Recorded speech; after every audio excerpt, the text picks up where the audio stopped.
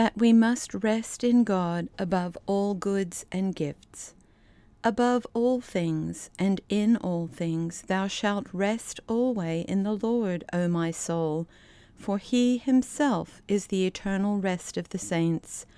Grant me, most sweet and loving Jesus, to rest in thee above every creature, above all health and beauty, above all glory and honor, above all power and dignity, above all knowledge and skillfulness, above all riches and arts, above all joy and exultation, above all fame and praise, above all sweetness and consolation, above all hope and promise, above all merit and desire, above all gifts and rewards which thou canst give and pour forth, above all joy and jubilation which the mind is able to receive and feel, in a word, above angels and archangels and all the army of heaven, above all things visible and invisible, and above everything which thou, O my God, art not.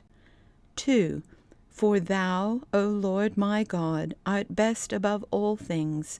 Thou only art the Most High. Thou only the Almighty. Thou only the all-sufficient and the fullness of all things. Thou only the all-delightsome and the all-comforting.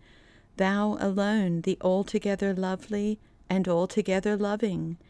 Thou alone the most exalted and most glorious above all things, in whom all things are, and were, and ever shall be, altogether and all perfect. And thus it falleth short and is insufficient whatsoever thou givest to me without thyself, or whatsoever thou revealest, or dost promise concerning thyself, whilst thou art not seen or fully possessed, since verily my heart cannot truly rest, nor be entirely content, except it rest in thee, and go beyond all gifts and every creature. 3. O my most beloved spouse, Jesus Christ, most holy lover of my soul, ruler of this whole creation, who shall give me the wings of true liberty, that I may flee to thee and find rest? O when shall it be given me to be open to receive thee to the full, and to see how sweet thou art, O Lord my God? When shall I collect myself altogether in thee, that because of thy love I may not feel myself at all, but may know thee only above every sense and measure, in measure not known to others?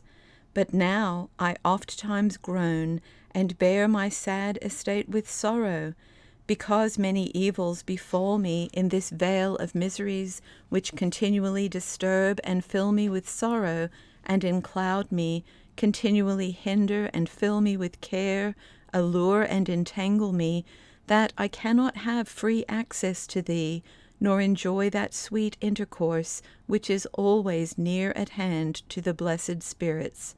Let my deep sighing come before thee, and my manifold desolation on the earth. 4. O Jesus, light of eternal glory, solace of the wandering soul, before thee my mouth is without speech, and my silence speaketh to thee. How long will my Lord delay to come unto me?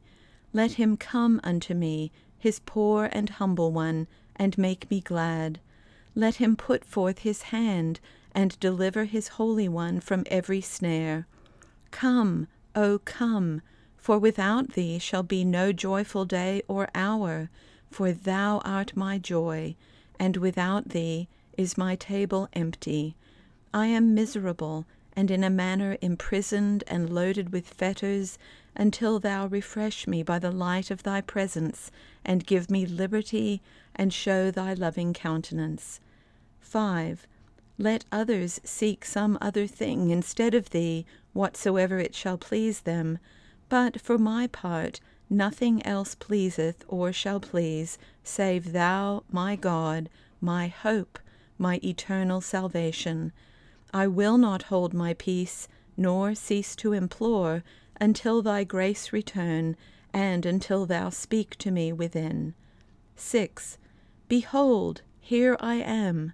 Behold, I come to thee, for thou didst call me. Thy tears and the longing of thy soul, thy humbleness and contrition of heart, have inclined me and brought me to thee. 7. And I said, Lord, I have called upon thee, and I have longed to enjoy thee, being ready to reject everything for thy sake. For thou didst first move me to seek thee. Therefore, blessed be thou, O Lord, who hast wrought this good work upon thy servant, according to the multitude of thy mercy. What then hath thy servant to say in thy presence, save to humble himself greatly before thee, being always mindful of his own iniquity and vileness? For there is none like unto thee in all marvels of heaven and earth. Excellent are thy works, true are thy judgments, and by thy providence are all things governed. Therefore praise and glory be unto thee, O wisdom of the Father. Let my mouth and my soul and all created things praise and bless thee together.